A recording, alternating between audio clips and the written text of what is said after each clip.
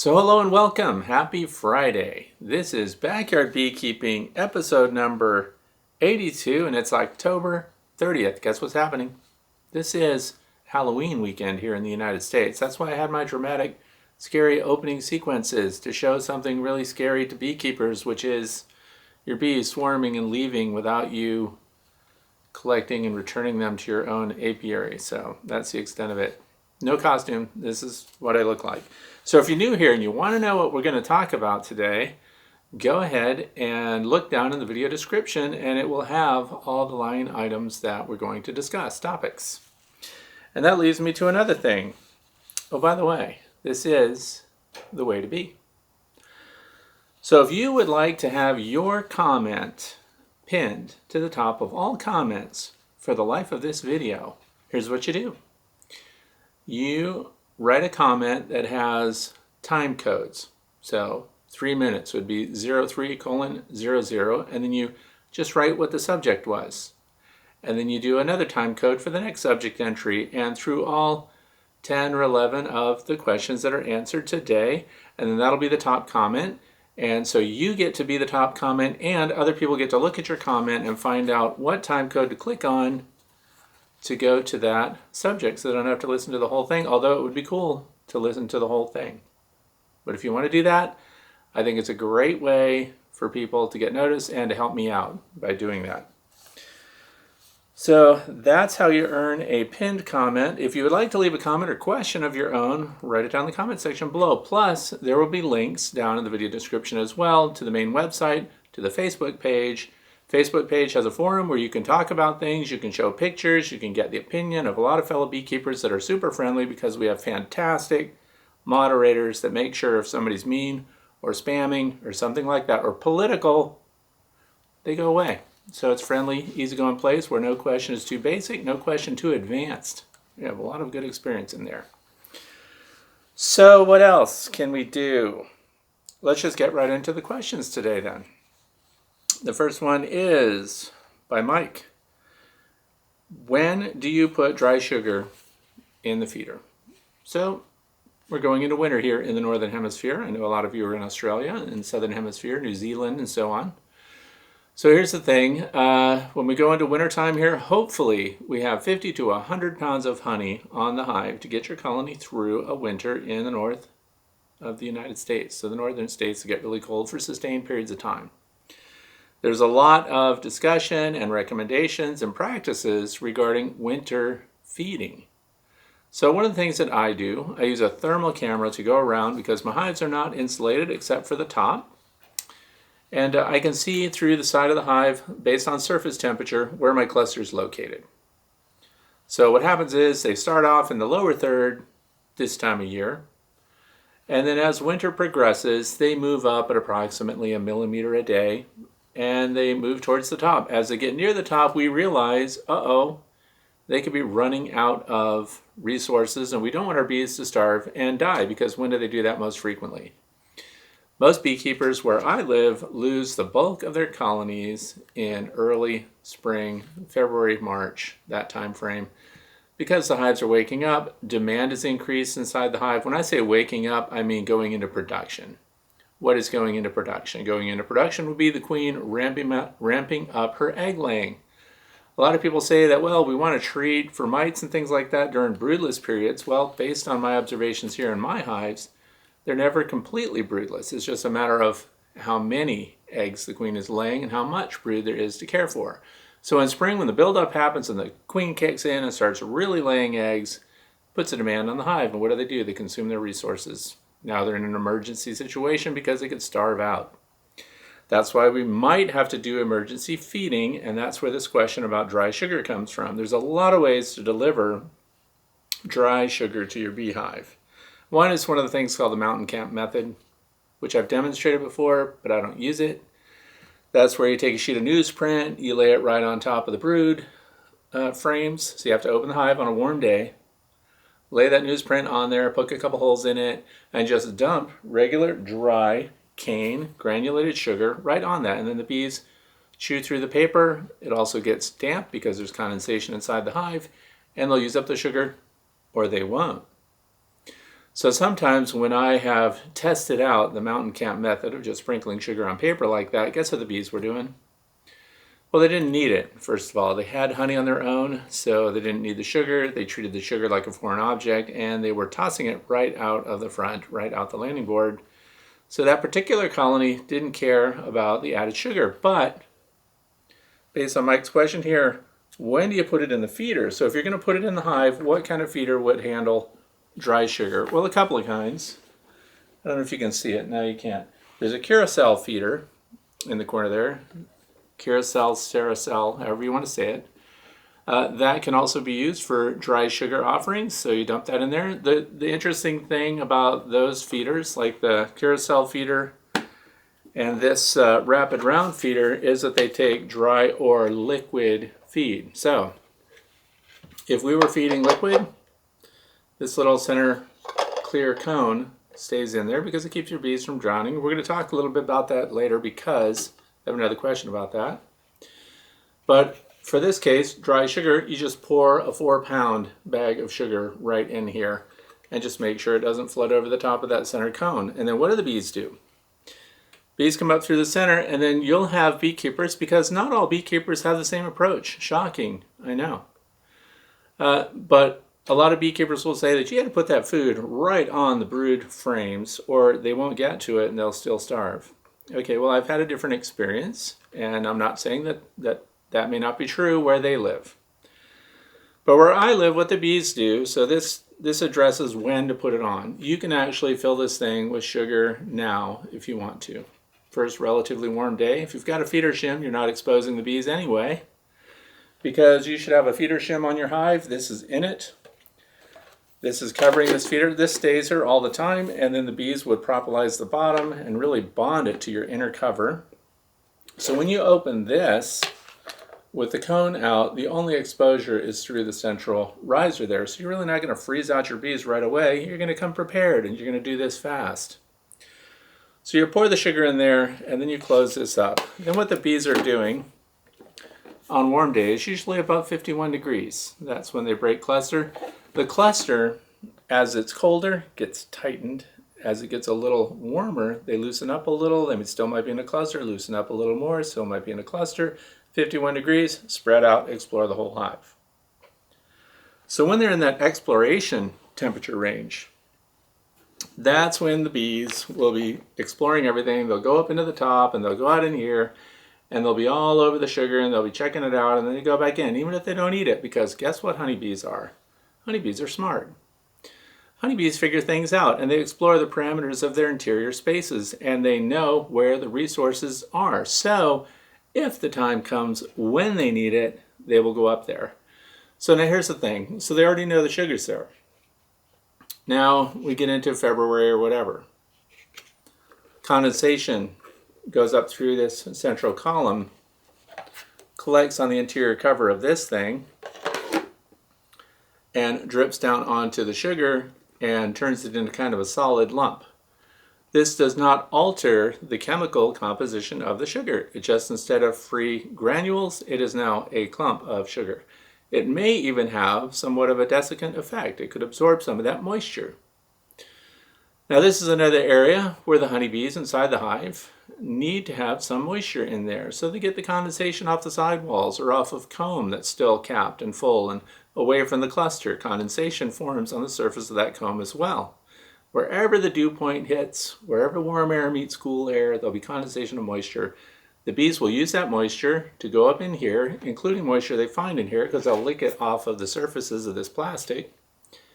And they'll use that to dissolve and consume the sugar, which gives them a carbohydrate hit that they need to continue to generate warmth. So this is an emergency feed. It's not as good as honey. You're right, it's not. It's not a replacement for honey, it's an emergency. So it could keep the bees alive, or in the absence of that, they might not be able to handle it. They wouldn't make it. So by putting the sugar on early and having that in there, because we're not feeding liquid, once things get cold, 2 to 1, it's all out, everything else. So then what happens to your sugar in the springtime that you still have in there? Well, you can just add hot water, and you can turn it into a syrup and let them consume it, so it's not lost. There you go. So there you have it. Last year, I did put emergency sugar on a few of the hives, and maybe half of them used some of it. None of them consumed all of it, but they make like little tunnels, little consumption tunnels. And the way bees feed is they feed shoulder to shoulder, side by side, and they all get together. So they'll eat out specific areas and zones. They don't spread out all over and just eat it like a buffet. They get shoulder to shoulder and consume it in chunks in concentrated areas. So they benefit from one another while they're consuming. They share saliva with each other, and their tongues touch, and they get in there, and one contributes more moisture if the other one doesn't have it, and then they're all consuming the sugar, and off they go with renewed energy to make it through winter. So when to put it on? If you're done with liquid, where you are. If you're done with 2-to-1, which is the last feed that people do in the fall, you can shift over to sugar right now, and then it's there. And again, as I said, the bees will register where it's located, and they'll know where it is when they have a warm-up. So here you go. Next question. Question 2, in case you're one of the people writing down the time zones to get your comment pinned. Question 2 is from Ivan, and says, you know where or how to get the plans for the long langs you have built? I have looked at a few, but think your design is the best. Okay, well, my design is a work in progress, and I get this question a lot. One of the parts of this question is, also I wasn't clear on there, the entry for the bees is in relationship to the colony, but maybe the plans will show. Thank you. So I'm going to answer the location of the entrance at least now. So if you look at that sheet of paper, this long Langstroth horizontal hive has a single entrance. It is 6 inches long and a half inch in height, and it is 2 inches off the bottom, interior bottom of the hive. That way the bees will never plug it up and so on. And then just some details about it, copper flashing and stuff like that. Why haven't I posted the plans yet for people on my page? Because I'm going into my first winter with it. If there's something devastating about the design, some shortcoming, something that I overlooked that's not going to work well and all my bees die, or moisture builds up in a ridiculous way, or something else, I want to be able to modify the plans because I only want to put them out one time. So, come springtime, after the bees make it, what kind of bees are in that hive right now? Saskatraz. So, I hope they make it. We're going to get them through spring, and after that, I'll make my final modifications, and then I'll post the prints, the basic drawings that will show you how it's put together, what it's made of, lessons learned, things like that, stuff I would improve, and then the next one, of course, will be that much better. But that's why I don't post them yet, because there may be flaws in the design I've overlooked. There's also a playlist, Horizontal Hives, so that will include the lay-ins hive, which is coming up in spring also. But it has step-by-step beginning through the seasons and the intermediate inspections and so on about the horizontal long Langstroth hive. But the entrance is a flaw right now because it is up off the bottom. Orientation to the frames, here's the entrance, here's the edges of the frames. So when you look at the entrance, and I know it's a long entrance, but really it's not a free flow area because the ends of the frames are there. So when the bees are going in, they're going straight in between the frames. So this is a problem only for those who do oxalic acid vaporization with pans. So the hot pans that they put in. Since I do oxalic acid vaporization, but I only use the Pro Vape 110, all that needs is a 1/4 inch hole, which is drilled through the back of the hive. And it has a placeholder screw in there that keeps the bees from plugging that up.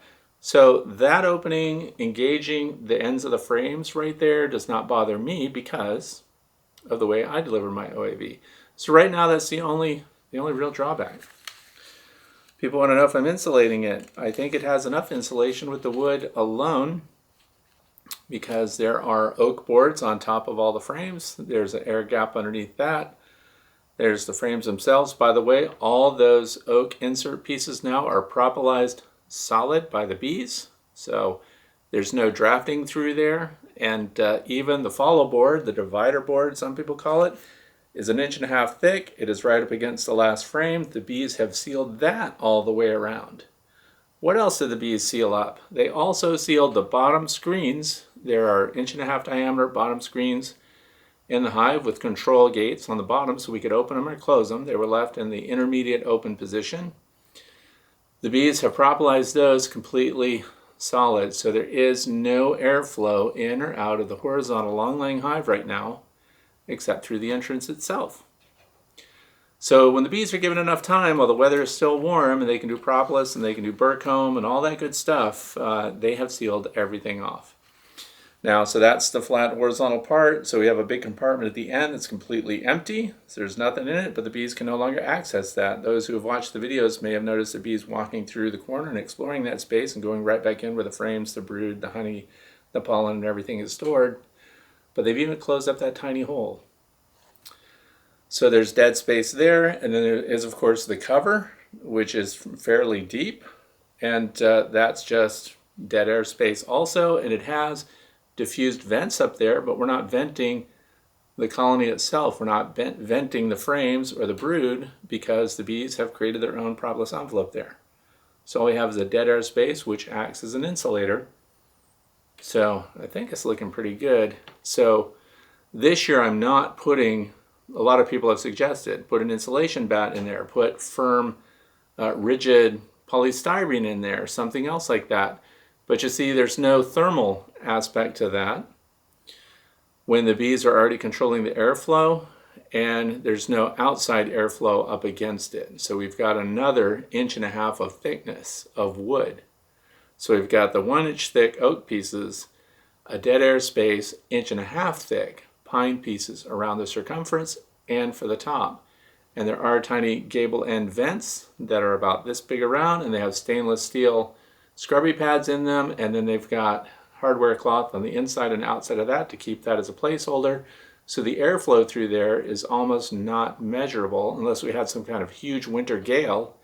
And even then there would be an air exchange up there, but there would not be air flowing out of the living space, if that makes sense. So lots of changes still. You know, if it doesn't work, if it fails, then I'll have to revisit insulating and things like that. But right now I'm starting with the basics. And this is the way I work.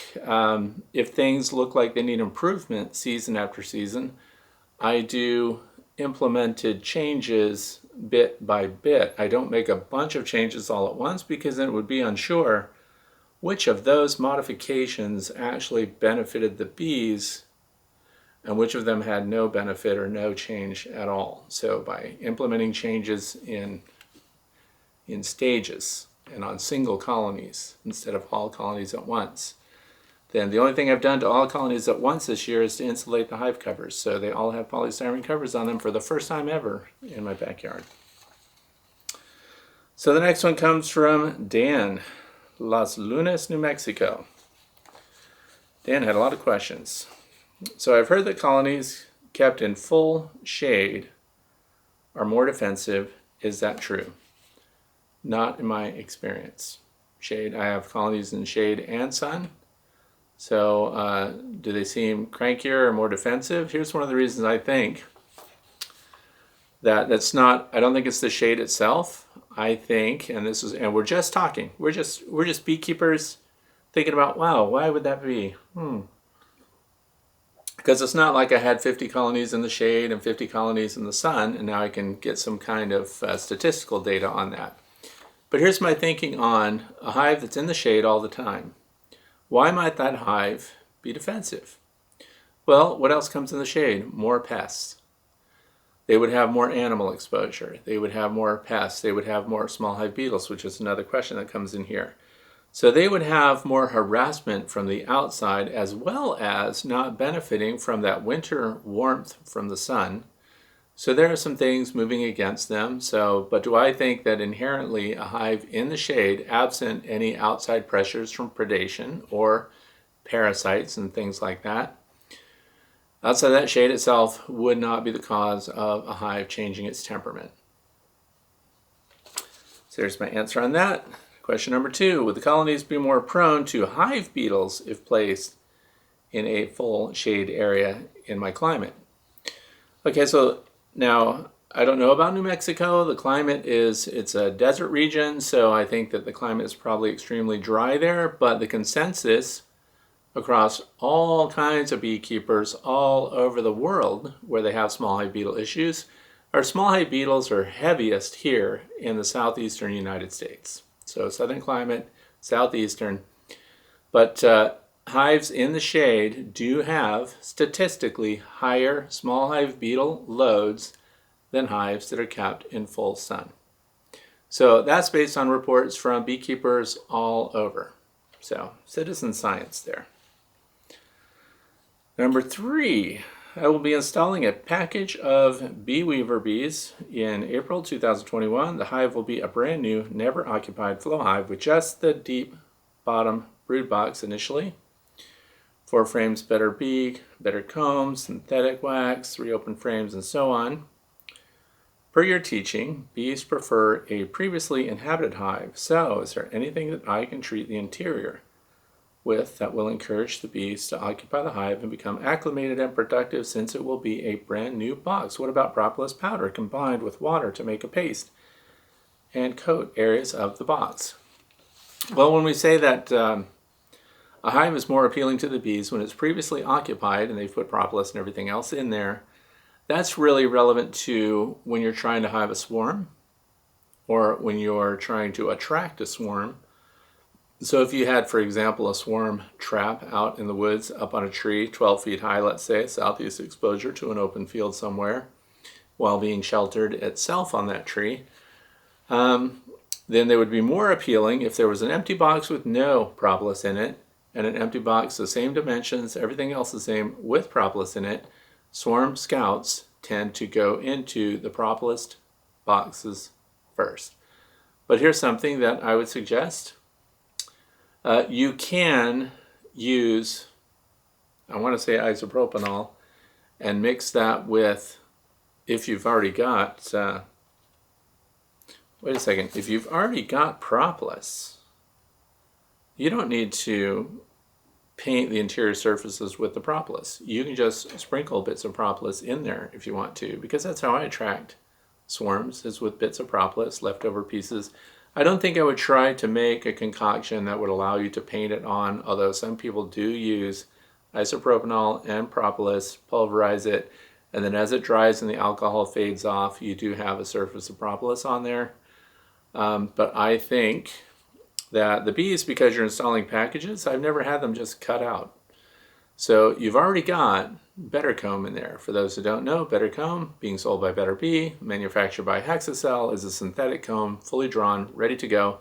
The bees would start using that space right away, and they have a place to store their resources and for the queen to lay eggs. So I think they're already pretty well primed, and I wouldn't go the extra yard, personally, to try to paint the interior surface with some kind of mix of propolis. But sprinkling bits of propolis, if you already have it, because you must have it to make the shellac or varnish or whatever that you want to make there, I would just sprinkle some in there and make it smell like home, but I don't see any reason why they would be leaving. And what's the next one here? In the past, you've stated that the bee weaver line of bees are more naturally resistant to Varroa.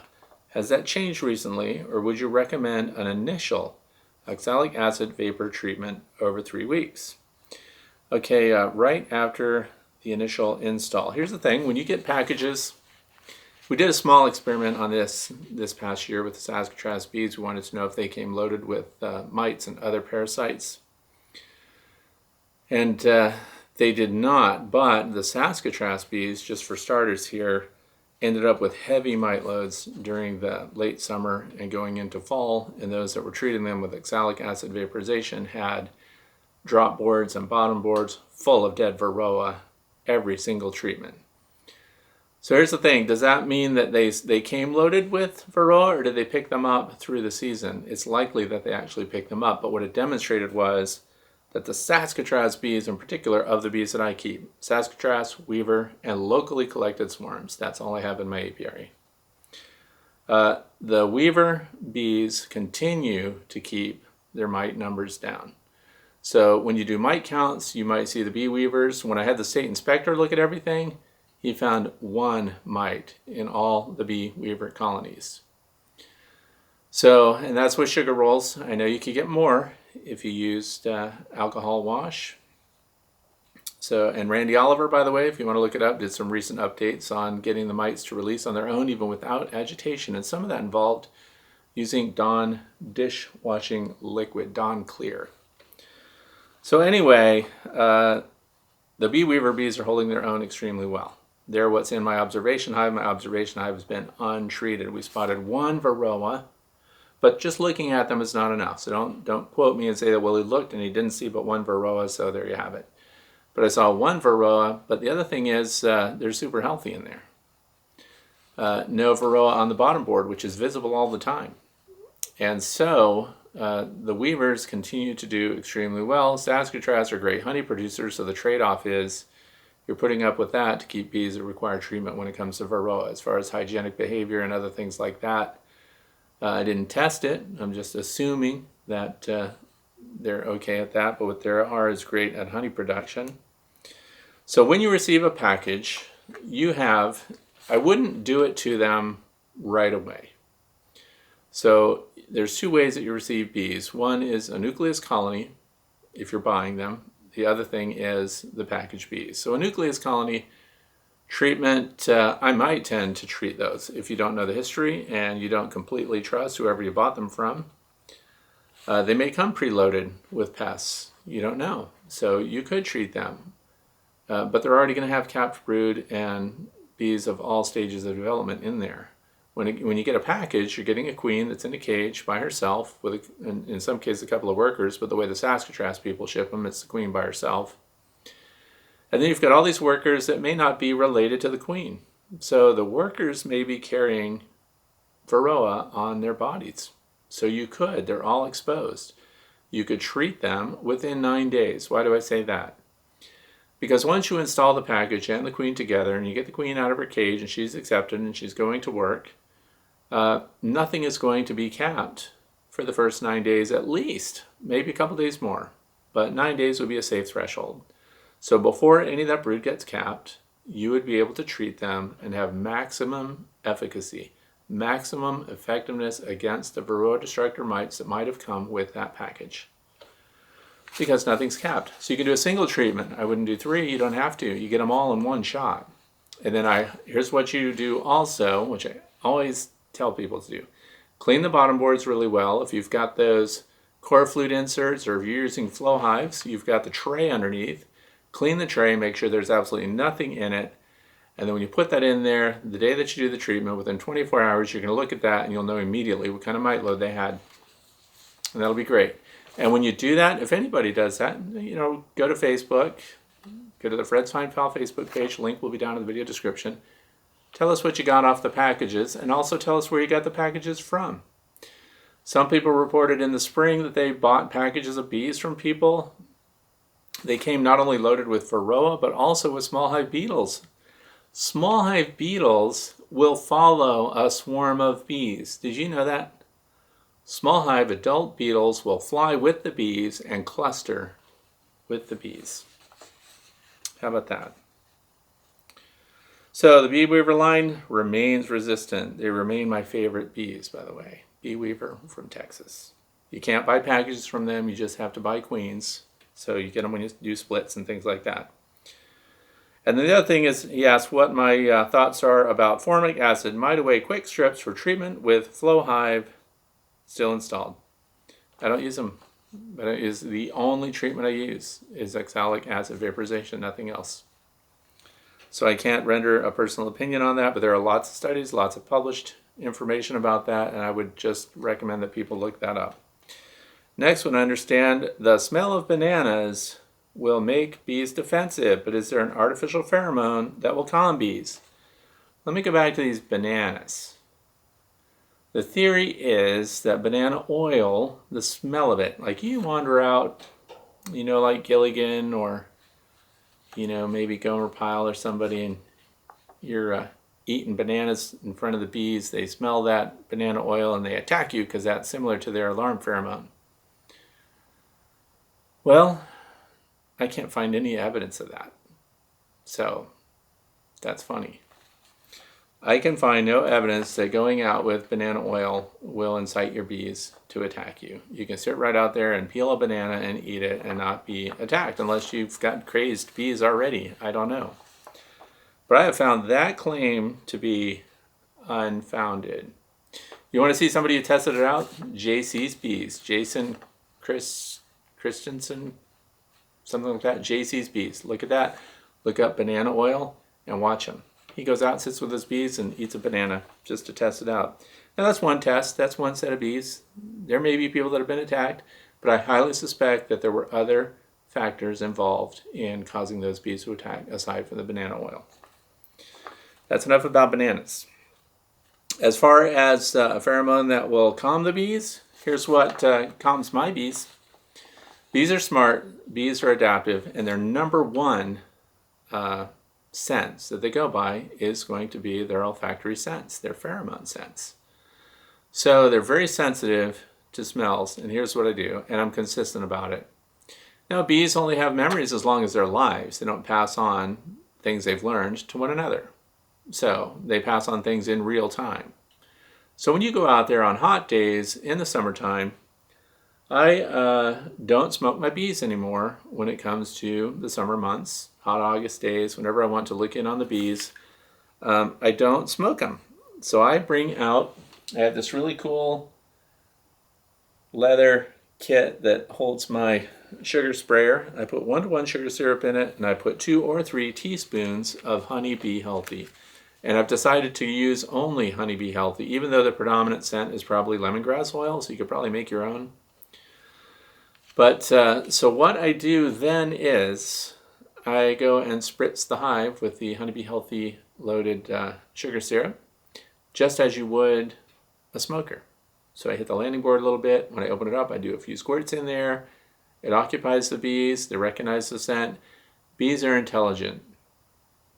So when they smell Honey Bee Healthy, do you know what they do? They immediately poke their tongues out and start drinking it. They smell it. It's a positive feeling. It's a positive interaction that you have then. Where when you hit them with smoke, they're in alarm survival mode. They seek deep shelter. They start to consume honey. They don't know if they're about to get fried by a fire. So that's why smoke works, and smoke interrupts their pheromones, so their alarm pheromone. Well, to some degree, you get a competitive pheromone in the hive when you introduce the Honey Bee Healthy in the sugar syrup. And now when you go and spritz the bees, also if you're going to open a hive that's maybe a little weaker or something, you're worried about other bees zipping over there, they smell it too, they're going to rob the place, you just go to every hive and 3 hives in every direction, whatever. I only had 19 colonies to deal with. I'm down to 16. So you would spray all the landing boards in your apiary while you go and inspect the others. That made everybody happy. They're all licking up their landing boards while you're in there inspecting. So I would say it's based on their association with what happens to them when they get that scent. So they smell Honey Bee Healthy, they get fed sugar syrup. Positive experience. Other than that, I don't know of anything else that calms them. And this hive will not have an upper entrance unless you believe it should in this climate. Now that, mention another thing, we're in a really hot climate. Should you have an upper entrance? It's an arid climate. One of the things that bees are desperate to do in these hotter climates, and we have beekeepers all over the desert Southwest, is they actually don't overvent the colony because they need that humidity. Humidity is critical in brood rearing. So if your new larvae inside that hive are exposed to very low humidity, very dry heat, they could actually lose the valuable moisture, and the bees are constantly competing, bringing water in and trying to increase the humidity inside the hive in those areas. So we have the inverse of what may happen in Mississippi, Louisiana, and places like that have high humidity. So you're in a low humidity zone, so that upper vent, personally, I would not use. I would insulate the top, I would paint the top white, I would do things to help the bees control that environment, but I don't think it would vent through the upper entrance. I don't think it would have an upper entrance there, because it's just another place for them to defend. Here again, different beekeepers, different ideas. That's just my idea. By the way, they've tested how much heat how hostile an environment bees can take in a well-constructed hive with a single entrance. And you know they took it to obsidian beds near volcanoes. A lot of testing gets done in Hawaii. And the heat was extreme.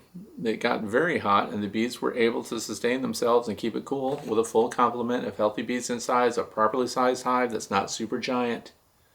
So that's the other thing. Smaller hives, that the bees fill the space, that they control the climate, that they can do well in. If they're super hives with 6, 7 boxes on them, you got a whole different story as far as the bees being able to control the climate and keep their honeycomb from melting in extreme heat. But 2 or 3 boxes, a good-sized colony can manage even under high heat conditions without an upper vent and without an upper entrance. That research was done by Dr. Thomas Seeley with one of his fellow researchers.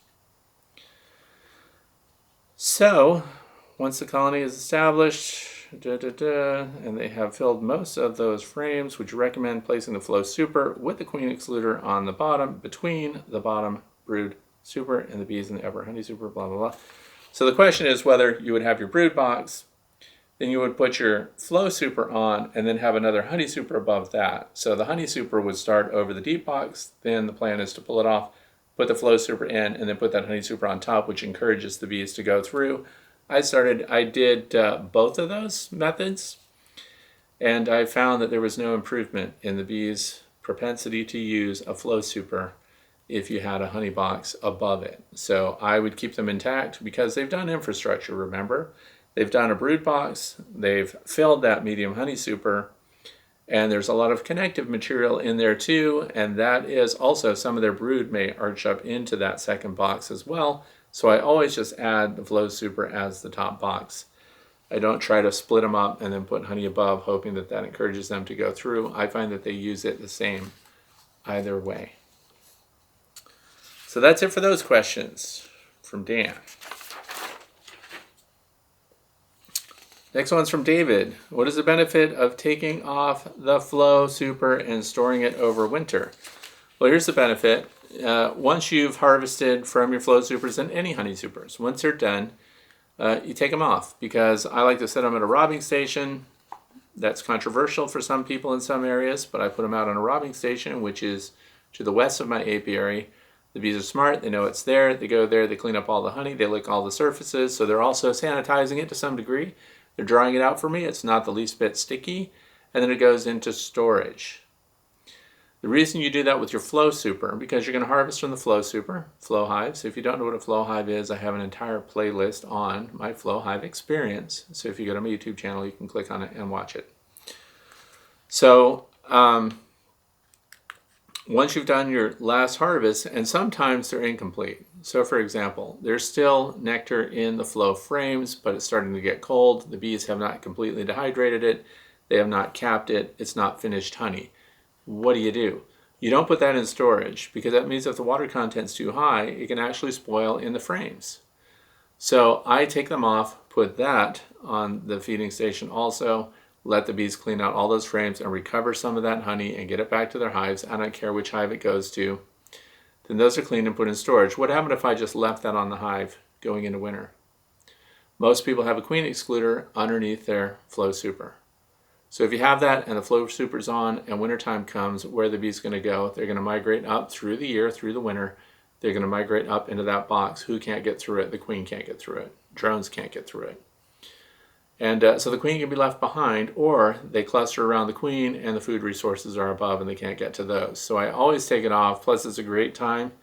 In a couple of videos ago, we showed a flow frame that has been on the hive for many years. It's the original frames that I started using, and we get 2 to 3 cycles out of those every year of honey. So I'm retiring the frames, but a lot of people had really good input on how to clean them up. One of the best suggestions was every year. And thank you, by the way, to those of you who commented on, did their research and started looking into how to dissolve wax, how to clean it, how to sanitize it.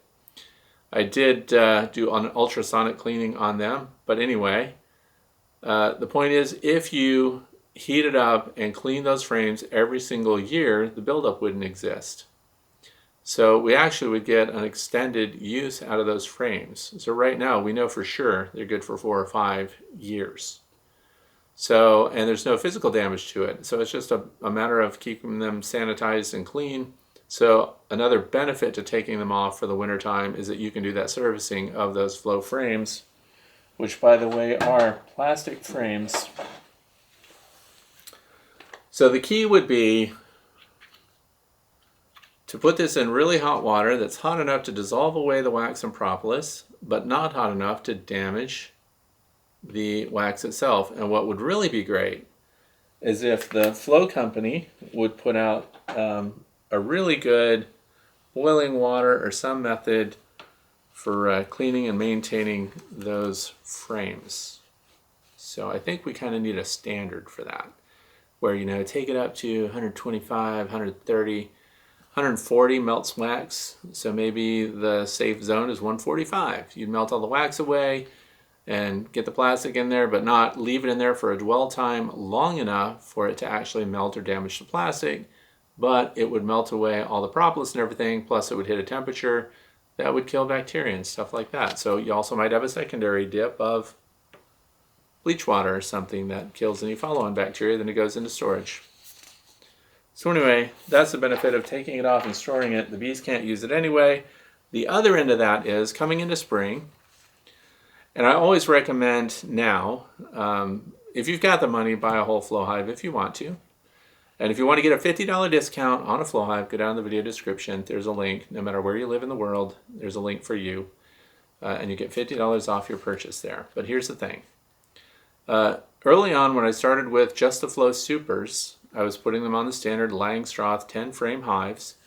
And by having Flow Supers as standalone units, because all that is the box, that's the Flow Super that's got the frames in it, and that can be a standalone thing, and it's interchangeable with all of your other Langstroth boxes. So what you would do is look at the colonies that are starting spring the strongest. So if you've got a struggling colony, they're barely making it on their own, don't put a Flow Super on them, because the chances of them filling that out are low. So you look at the colonies that are coming out gangbusters, and they're really, look at them, they're super awesome in honey production. Look at that Saskatraz line. I've had Saskatraz packages get installed in spring and get 3 yield cycles out of a 7-frame Flow Super from that colony the first year. So it has to do with what bees you're putting it on. If you already have it on the colony, you're already committed to that colony, no matter what their strength is, no matter what their productivity is, then you've possibly wasted the Flow Super when they don't ever finish it off. On the other hand, across the apiary, you've got another one's going gangbusters, just happens to not be a flow hive, so you can't do it. How's that sound? So there's another reason. Next question, number 5, is from Guy. Acorn plastic foundations have breakaway corners for communication holes. I'm setting up 20 new deep frames and was wondering if I should break off all those corners. Do you have a hive like this? Do the bees fill the holes or use them for a pass-through? So here we go. And Gardner, Massachusetts. So here's what we're talking about. If you're using plastic foundation or plastic frames, my number 1 choice for that, based on what the bees use first, and I've tested them all, well, all the big names. Acorn, heavy wax, number 1. So here's what we're looking at. This is what would be a honey super. This is considered a medium frame that would be in a medium box. And what we're looking at is this heavy waxed plastic foundation, and I want you to notice the corners. See that corner down there? Those corners are snapped off. They come pre-perforated so that you can snap off that plastic foundation. And this has a wooden frame on it. This is an Acorn unit. They sell Acorn frames with the wax and plastic foundation already in them if you want that. And they also have one piece. So here's the thing. Let's fail safe. What do we lose if we snap off the corners and then the bees just fill that in with drone comb, which is what they most likely would do? But on the other hand, if we don't snap off the corners, could the bees modify the plastic and make those ventilation holes, transit holes, and things like that through that Acorn plastic foundation? No, they can't. So you give them the opportunity to decide how they're going to use the space by breaking off those corners ahead of time. So if they fill it with wax, good. If they needed the space, if they needed those transit holes, and you did not snap them off, they could not make them in the plastic foundation. So my recommendation is snap off the corners and put them in there and just let the bees decide. Super easy. Question number 6, for those of you trying to get the pinned comment. This is from Ryan, Portland, Oregon. Hey Fred, what do you use for a solid entrance reducer on the Flow Hive 2? What's a Flow Hive 2 look like? That's a Flow Hive 2. Yeah, this weird bottom.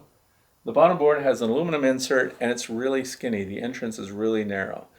Here's the benefit to that. Where they built this, they don't have problems with mice getting into the flow hives. New South Wales, Australia. So here's the thing. It's so narrow, mice can't get in there anyway. Even juvenile mice can't get in it. So the thing is, I don't put wooden inserts in those at all for an entrance reducer. What I do for an entrance reducer on the flow landing boards like that, rolled aluminum screen. It's just window screen, that's aluminum. Why does it have to be aluminum? Could it be something else? Well, it could be fabric. They have fiberglass screens. I don't recommend them because they don't hold their shape. But you can fold over aluminum screens and push in the sides and leave yourself a narrow opening so the bees can defend it and they don't have a lot going on. And they can still vent through that. Would that be good in the wintertime? Sure would. There's also a vent in the back of your flow hive, the Flow Hive 2, so you flip that over, close it off for winter. Don't forget to flip over your tray, invert it so it doesn't collect and hold water in the wintertime when the condensation starts to build inside the hive and it drips down. So rolled screen. The very first flow hive that came out had the bottom board that has that berm on it. And I did make wooden inserts and stuck them in there. And that worked okay, but I wish I had been doing screen back then. Screen kind of hit me as a better solution later on, and that's what I'm sticking with when it comes to any of the flow hives. And with Langstroth hives, that would be optional how you're going to handle your entrance reducer, if that's going to be wood or screen or copper or aluminum. By putting aluminum screen in with the flow hives, because it's already aluminum, we don't have any bimetallic exchange, so we don't have any encouraged corrosion between those contact areas because we have aluminum on aluminum. So there you go. Next, question number 7 is from Rick. While I'm here, I have 4 hives. I would like to move right now to an area that gets full winter sun. Is that a good idea? Right now, they only get morning sun, and these hives face east and are near a thicket of spruce and very tall red maples. Okay, so deciduous trees are good, like the red maple, because they provide shade in the summertime, and then they provide full sun in winter because they shed their leaves. This, by the way, is a great time of year to be moving your hives around because we're going into winter. Although some of them might be heavy, usually people have harvested honey, so we're looking at a hive that weighs 100, 120 pounds. So one person could feasibly lift and move the hive. There are also hive lifters, hive movers. There's all kinds of mechanisms out there that are paid attention to that I don't feel that I need yet. But there's lots of ways to move your hives around, but try to find an area, and this is for everybody. Obviously, this doesn't answer Rick specifically, but try to find an area thinking about all 4 seasons. And especially winter, when the sun is in the southern hemisphere and it's raking in at that angle, the more hives that get that sun in the wintertime, the better off they are. And then in the summertime, we want them to have partial shade, at least. Full shade all day long, or just a little bit of morning sun and then shade the rest of the day, is not necessarily beneficial to the bees, because remember, some of the things that they're trying to do, even in the summertime, is they're dehydrating. They're venting out the hive. They're trying to dry out the nectar that's in there. So shaded areas tend to be a higher humidity area also, which kind of competes with the bees when they're trying to get rid of that extra moisture in the hive. So in the sun, the ground would be drier, the things around the hive would be drier. And if you don't have extreme heat, but remember, they can actually handle pretty high heat, I recommend insulating the cover on your hive. We also use hive visors, which I started doing, has it been 2 years now? Putting hive visors on for summertime cools the landing board and has a 15-degree drop in full sun below the hive visor. The whole front of the hive, the landing board, has a nice drop, and then they're benefiting from the surrounding area being dried by the sun. So if I were in a northern climate or an area that's in high humidity, I would favor a full sun location summer and winter over too much shade, too much humidity, possibly damp ground, and a lot of dense foliage cover. So, but this is a good time of year to move your hives around to a new location. So, but those are some things to consider when placing your hives. Question number 8, Brad. What kind of stand would you recommend for the Flow Hive 2? We get a lot of Flow Hive questions now. I know that's annoying to some people. What kind of stand would you recommend for the Flow Hive 2 without their bottom stand? Without their stand, the hive has legs, so it's not very functional on most hive stands. Do you just recommend cinder blocks? No, I don't like cinder blocks.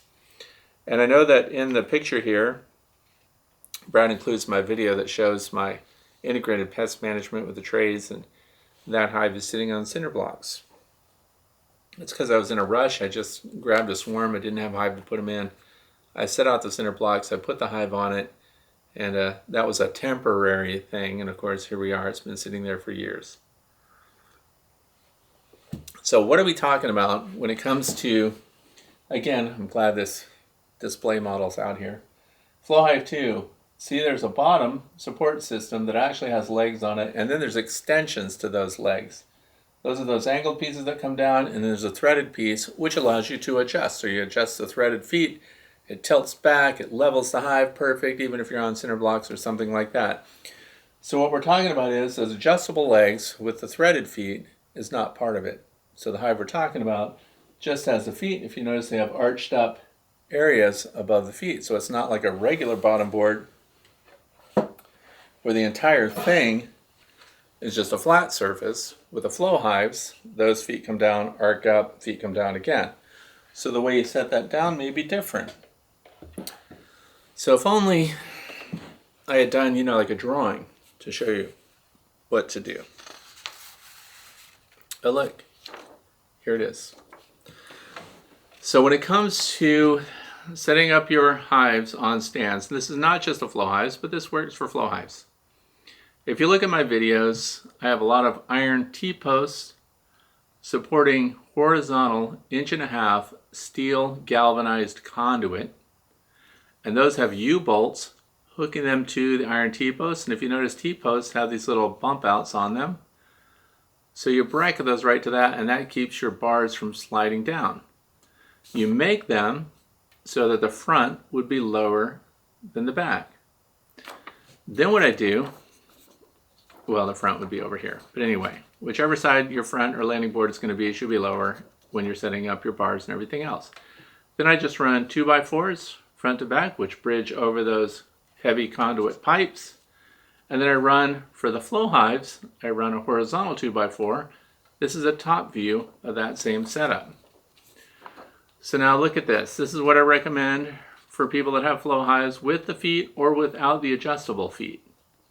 We've got these 2x4s bridging across the pipes. The pipes are the ones with the dark hash marking here. One side of those has U-bolts going through, as illustrated down here. They go around that pipe on the bottom.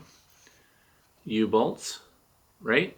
Then we have 2x4s across the top, sideways, and the distance from front to back of those will match the front to back feet on your flow hive, and that distance will remain the same whether it's a flow hive 7 frame or a flow hive 6 frame, because front to back they're the same. And you make the width of this 2x4 over the top the same as your largest flow hive 7, which is a 10 frame Langstroth matchup. Because you've run U-bolts through just the back two, that leaves the front able to be lifted up because the U-bolts are here, so it creates kind of a hinge there. You lift up the front, tilt your entire hive system back when it comes time to extract from the flow supers.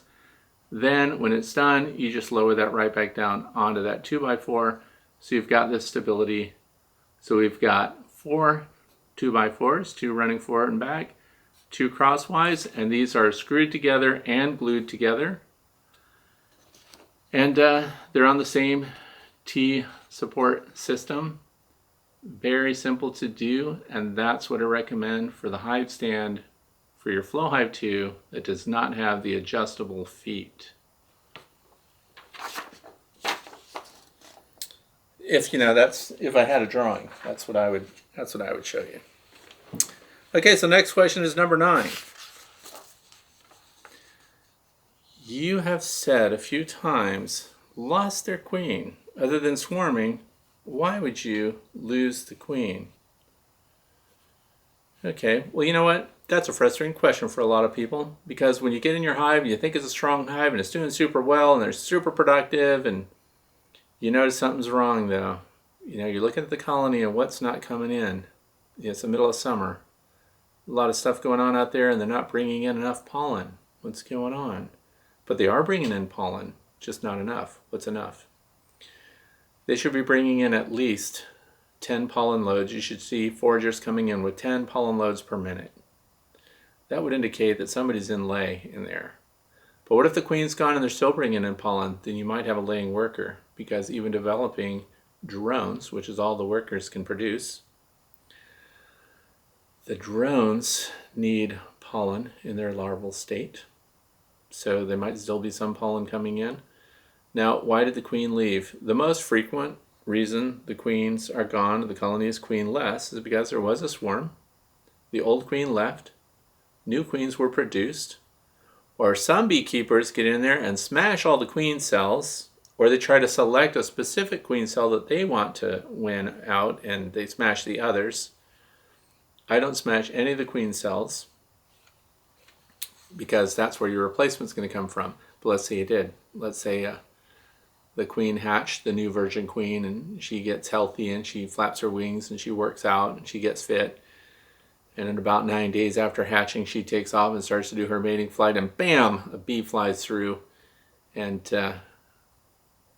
gets noticed by a bird. Or guess what was really flying around in squadrons this year? Dragonflies, big ones, whole groups of them. Dragonflies are extraordinary flyers. If they target a queen honeybee that's doing her virgin flight, they're going to get her, period. There were too many of them. I wanted to video them, but focusing on dragonflies in flight was not easy. So that's a risk. So the thing is, the most likely scenario is that she tried to do a mating flight and that she got eaten by a dragonfly or a bird. Now here's the other thing. There can be diseases. Some people, when they're inspecting their hives, are not careful about the queen. Some people like to look at the brood frames and they like to go, oh, I think she's in here. They go right to a middle frame and they pull that frame up and they try to look at it. What can happen is those frames, the comb is very close together, bee space. Sometimes it's contoured. What if your queen was down here on that frame and you pull it right up? What happens to her? She rolls as you pull those frames up. The term is rolling the queen. You can actually physically damage your queen bee. So she can become non-functioning. She can lose a leg. She can be injured. So the way you inspect hives has to be extremely careful. The other thing is, when we're looking at, see, what I'm getting at is you can discard your queen without knowing. She can fly away on her own if she's already making preparations to go. You can lose a virgin queen that when you're inspecting, because you're so anxious, you just want to see if they've got one in there. You want to see if she's going to start laying yet or anything, but a virgin queen can fly. She's not mated. She can't lay eggs yet, so she's not overweight. She can cut out. This is why people sometimes find a queen all by herself for no reason with like 3 or 4 workers with her, and that's it. She didn't have the pheromones. She wasn't producing. Therefore, she didn't have a big following within the colony. So sometimes the way we manage the frames, a lot of people like to step away from the hive and let's look here. I'm looking for the queen. If she was there and if she fell down off of that frame, she went to the ground now. She went under something. If you hold your frames, always hold them over the other brood frames when you're looking for the queen. Now, once you've found her, you might want to do something like put her in a queen cage. You might want to carry one of these little clips around. When you find your queen, put her in that, keep her in that while you do the rest of your inspection. Now you're not at risk of losing it. So sometimes queens can go missing because we've done an inspection and she got away from us, especially the new ones. So there are a lot of reasons. The other thing is it could be disease. It could be something else that's going on in the hive and the queen wasn't healthy and she wasn't making it and the bees rejected her and there was no replacement made or they didn't have time or something else.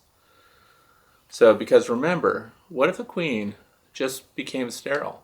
What if somebody did some kind of pesticide treatment on the hive itself and they impacted the queen's fertility and she just stopped laying? So if that happened, then the queen would stop laying and the queen can't replace the workers. So then what would the workers do to replace her? Nothing. If she stopped laying and they didn't catch it, once the eggs hatch in 3 days, you have like 24 hours to have the worker bees start making a new queen with one of those open larvae. So if it's 2 or 3 days after that, you don't have the opportunity for them to make a replacement queen. So again, sometimes people are overzealous with their treatments, trying to kill mites, things like that, and they have an impact on that queen's fertility. So there are a lot of things that can happen that cause you to lose your queen. This was a year for me where the reason I've lost, the reason I've lost 3 colonies now is simply because they're queenless, and I don't have an answer for what happened to them. And one of them in particular was a very productive colony, and they didn't have a bunch of small hive beetles or a huge varroa load or anything like that. So my guess for them is that they emitted a swarm. I didn't catch the swarm, didn't see it, and they did not replace her. And one of them I tried to replace twice, and they had a laying worker, and they weren't having it. So they basically committed hive, self-destruction, just because they would not accept a new queen, and they had laying workers that would not, of course, produce productive worker bees. They can only put drones out, so they drone themselves to death, and that's it. So I lost 3 colonies that way. So the other thing is, we don't always have answers. Those are just some of the things to think about. Question number 10, Carrie. I have an 8-frame flow hive with the IPM tray you talked about. IPM tray is integrated pest management. It's a white tray, slides in underneath, and it's compartmentalized. There are 4 compartments in it. If I flip it upside down for winter to better manage moisture, it won't help with pests. Don't I need pest management in winter? Brand new beekeeper. Okay, so for Carrie and others that are thinking that, your risk in winter from high moisture, if that tray collects and holds moisture, which it would and does, because hives in wintertime shed a lot of moisture. It runs down the sidewalls of the interior of the hive. This is why your hives are tilted forward. We need that moisture to run towards that landing board, and we need that to get out of there. That is actually, once winter has begun, that's your highest risk. Your pest management should have been kicked in throughout the season and of course intensified in spring and intensified in the fall when you've noted and inspected for pests. Varroa, small hive beetles are the top 2. So your pest management really happens at that time, because here's what happens in the wintertime. Let's say there were small hive beetles in there. They're not going to get out and reproduce in the soil the way they need to in the wintertime. It's too cold. So they can't do it. So that's pest management's under control already if you're in a northern climate where it's really cold. So the other thing is, what are the others? Varroa destructor mites. Varroa destructor mites are in decline in the wintertime as well because you have a much smaller brood pattern there. Some people claim that they have no brood at all in like November and December, which I've never had happen. Just smaller clusters of brood, but you have smaller opportunities for the bees, for those Varroa destructor mites to reproduce. So that is, in a way, self-control of the mites as well. So hopefully you did mite counts, you treated if you needed to. Small hive beetles, trapped them out, beetle jails, entrance guards, beetle guards, things like that to get those under control. And also make sure that your colony has space small enough for them to manage and keep up with whatever kind of mites and pests might be in there. If you've got your weaver bees, they're biting their feet off, and they're dropping them in the trays right and left. But if you flip the tray, I think the risks in wintertime from moisture being trapped in the tray is much higher. Aside from the fact that it would ruin the tray, if it freezes, expands, and cracks it out. The other thing is, by trapping moisture in the tray, which can be a lot, the water that drips down out of a hive can be impressive in the wintertime, especially when it does weird warm-up days. There's a lot of condensation that comes out of there.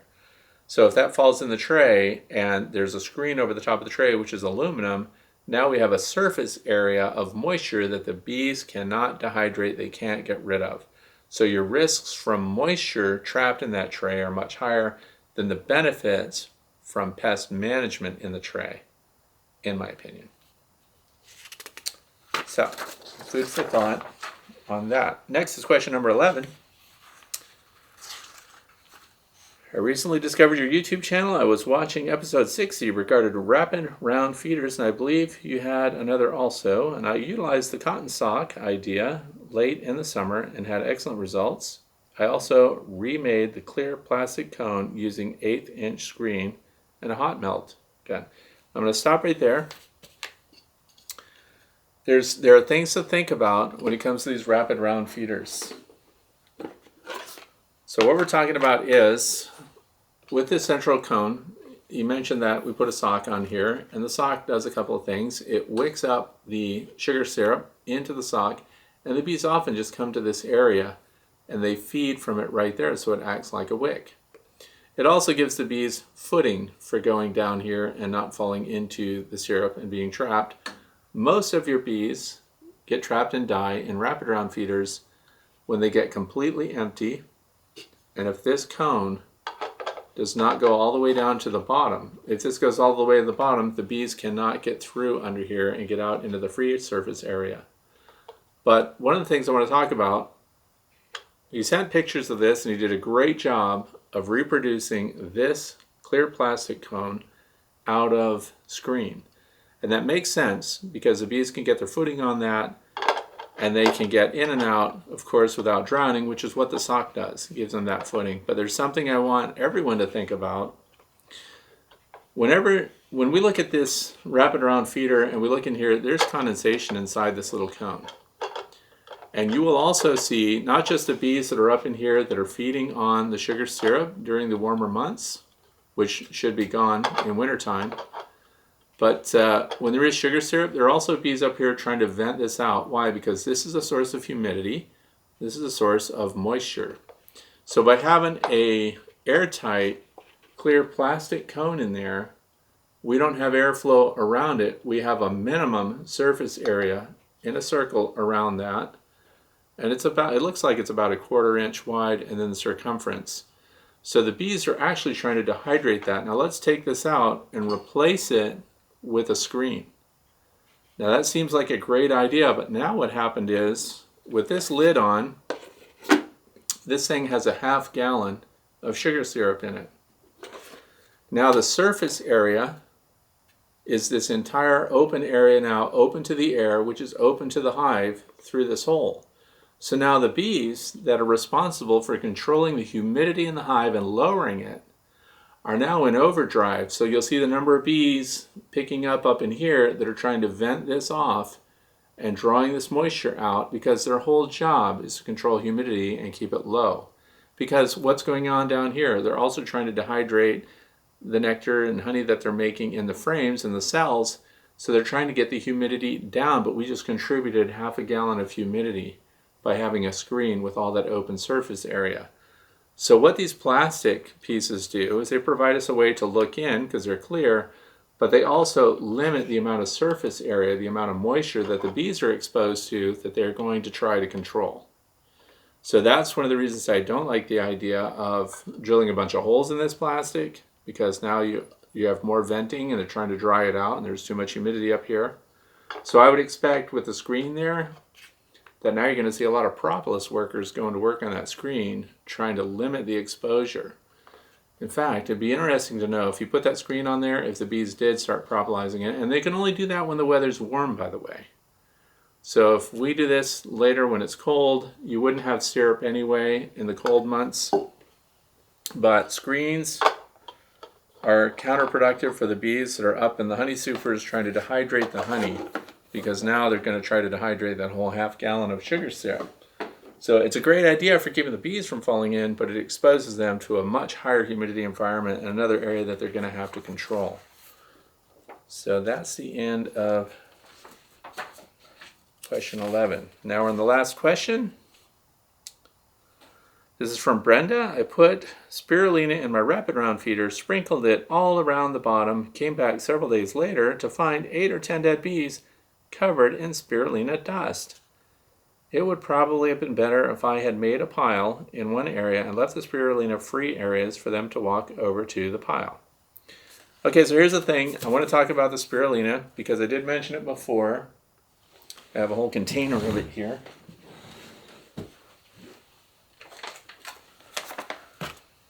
This is the spirulina that I'm experimenting with, and it's based on an article that was published that showed that spirulina was beneficial to the bees' gut microbiome.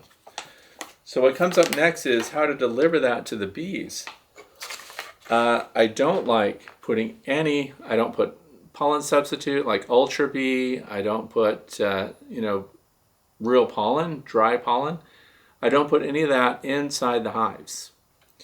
So if I'm presenting something like spirulina, by the way, I don't put this out by itself. I found that the best way to get the bees to take in spirulina is to mix it in with 1-to-1 sugar syrup. And of course, that's no good this time of year. So I only offer it outside the hive. I want the foragers to get it and bring it in. What if you want to feed spirulina inside the hive?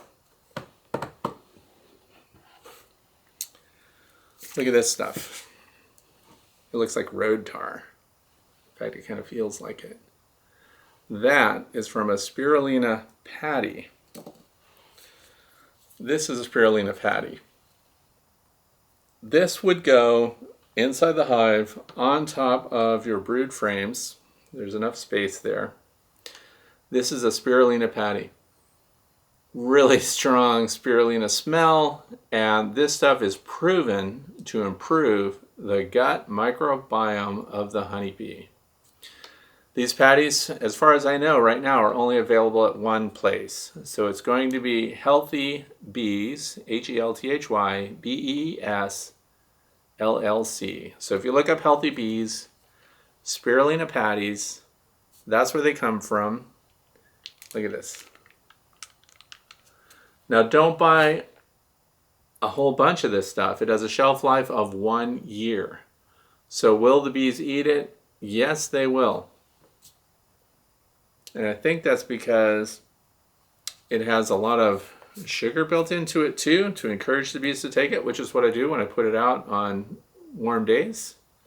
And I've stopped feeding the sugar syrup right now, but I had 2-to-1. That's how I got my great wasp and hornet sequences, because they all went after it.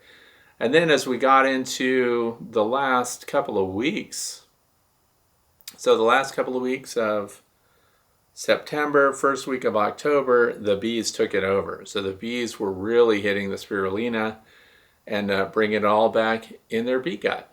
So they're getting sugar syrup, they're getting that microbiome kick, and this is scientifically proven to work, to benefit the bees. So unlike DFMs, which are direct feed microbials and things like that, the research is still out on those, and they haven't quantified yet what the health benefits are, but they have quantified the health benefits of spirulina.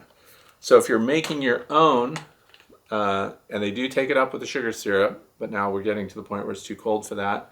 But the spirulina dry powder, this is the organic dry powder stuff, which this stuff is designed for people, but the dry powder spirulina, which is like talcum powder, only almost finer, it really goes airborne. This proved to be better than other methods. So then these patties that people can put in, and I'm going to caution you about the patties, because somebody else brought up the pesticide load. Guess what else likes to eat spirulina patties? You can find small hive beetles in here. So if you've got a small hive beetle problem and your bees are not keeping them under control, and if you put this in your hive and your bees don't eat it in a decent amount of time, don't just leave it there, because what happens is your small hive beetles will move right in and they'll benefit from it and they'll be eating that. So, but the spirulina powder Please don't put that inside your hive. I also would not just put this, like break it up and put pieces inside a Rapid Round or something like that. I don't see that as a great delivery method. I think you should go ahead and put this straight on your brood frame. So your brood box, and you can put 2 of them on if you want to. But they come from Healthy Bees LLC, and that's the only place so far that has the best formula available. So another thing came up, hive butlers. A lot of people for winter storage, this is a hive butler behind me that holds 10 deep frames or 10 medium frames. And what it is, it has a plastic lid on it. So if you're taking frames off of your hives and you've extracted honey from them and you stick them in a hive butler, that is like a big, heavy-duty tote. So what it does is it limits airflow around those frames. So the good news is now your bee boxes can be refurbished and stuff while that's going on, but now you possibly have trapped moisture, which you could start to get problems with high humidity and stuff in there. So that takes me to something else.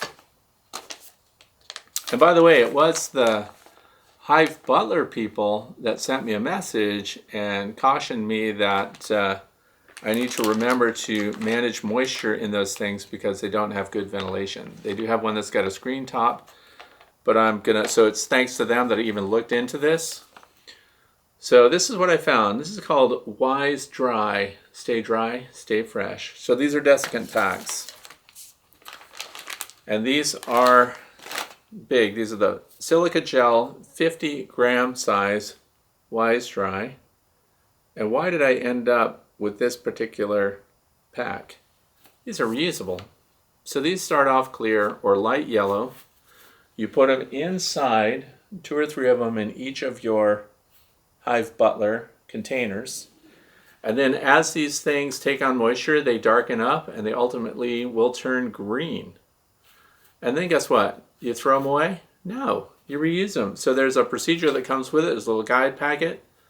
You put this into your microwave or your regular oven. It tells you how long to heat it up for, what the dwell time is. It returns to the light color, the yellow or the white, and it can be reusable and go right back into service. So not just for hive butlers, but if you've got a closed space or a closed container where you're keeping honey frames that have a high moisture content on them, you want to get that out, use these desiccant packs. This one had 6 50-gram packs in it, and I bought 3 of these, and I'll give you a link to those too. But that's a cool thing. Last thing I'm going to talk about today, what do we have? Mouse wars. Mice are moving into my bee shed, so pay attention to rodents and mice and things like that. Here's the thing that I found out. I was looking through my pile of entrance reducers, and I was noticing the bees are kind of letting us know which of these openings was the right size for them. How do we know? Because they try to modify it. When the opening is too small, the bees chew it a lot. So like if you look at this bottom one, they really chewed the entrance, and this would be the interior side down here. Look how clean that is. They really would like to open that up. Now bees can chew wood, but they really suck at it. It takes them forever to make the tiniest hole. But what I did notice is, as we go up the line, and this one was chewed by a mouse, so that was quite a mess there. But the one that the bees seem to show the least modification with is this one right here. And that is 3/8 of an inch from the bottom up, so it's already mouse resistant. And I wrote on these, so I hope you can read what I wrote on there because I put centimeters and standard. So this size right here, which is 3/8 of an inch high in the opening and 4 inches wide, was not modified the bees. If you're going to a single hive entrance, which I am, that entrance right there, second from the top, proved to be the one that the bees did not want to modify, and they did not try to propolize it or close it up. So a full-size colony can handle that, not just for winter, but year-round. 3/8 of an inch in height, 4/8 of an inch, or 4 inches in width was optimum, and the other one, this is 4 3/4 on the top, but it was also 3/8 inch in height, and that 3/8 of an inch keeps mice out. So if you're starting out your colony, if it's brand new, if it's a package, or if it's a swarm, I would use one of these two right here. This one, so if you're starting with a swarm, what's the size of that? 1.5 inch long, 1/2 inch high. And that's in centimeters. We're talking 3.81 centimeters in width by 1.27 centimeters in height to start. So once they're established, you have a full strength colony, and this would be a single entrance that you could use year round. Centimeter width would be 10.16, and the height would be 0.95 centimeters in height. And that's in inches, 3/8 inches high, 4 inches. Based on the bees accepting it and not trying to make it any larger.